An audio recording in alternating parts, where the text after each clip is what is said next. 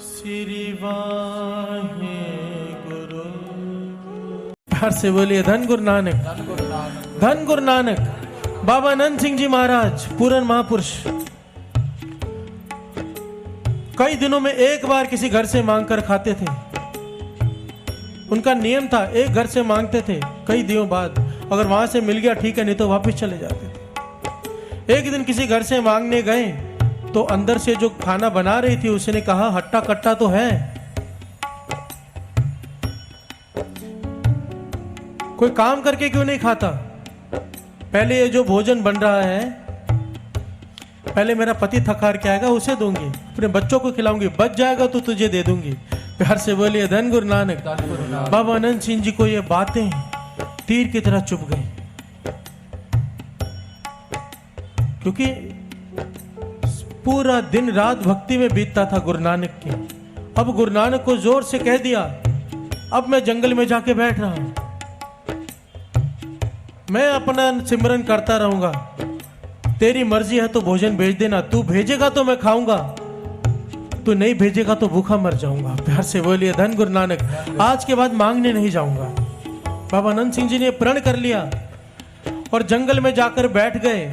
और इतिहास गवाह है, उस दिन से लेकर आज तक साध संगत, आज तक बाबा आनंद सिंह जी जहां जहां भी वहां पर जिस समय रहे, अपने समय तक की बात नहीं कर रहा हूं, आज भी नानकसर में जो उनका स्थान है, मुख्य स्थान,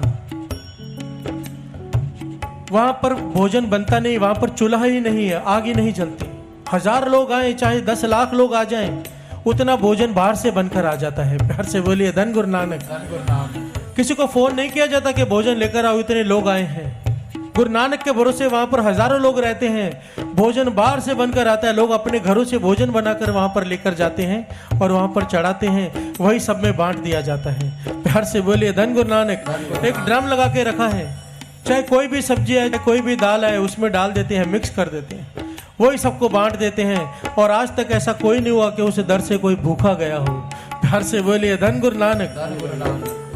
एक भरोसा किया बाबा आनंद सिंह जी महाराज ने गुरु नानक पे कि तू भोजन भेजेगा तो मैं खाऊंगा, नहीं भेजेगा तो नहीं खाऊंगा। तो गुरु नानक ने कभी भूखा रहने दिया?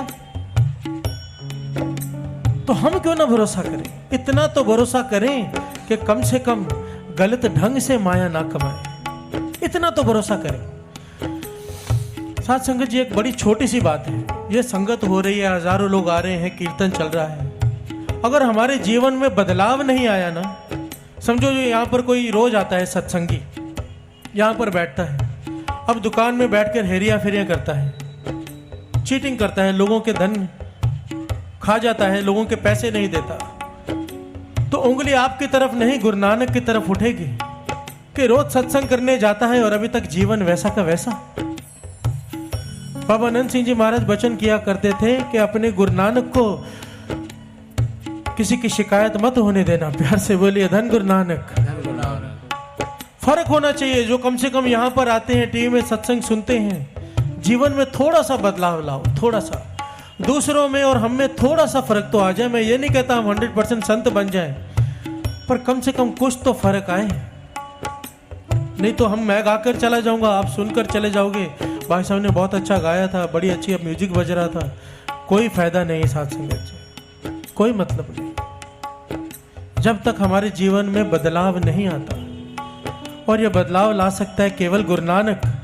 आप सिर्फ मन में प्रण करो कि हे गुरु नानक, आज के बाद मैं चिंता नहीं करूंगा, आज के बाद मैं रोटी के लिए हेरा फेरी नहीं करूंगा, क्योंकि देने वाला तू है।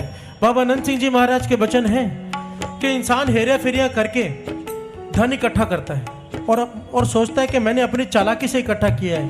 बाबा आनंद सिंह जी कहते हैं मिलना तुझे था ही वो, जो तूने हेरा फेरी करके इकट्ठा किया ना, उतना लिखा हुआ तो भी मिलना था, अगर तू ना करता तो हेरा फेरी करके तूने अपने कर्म खराब कर लिए।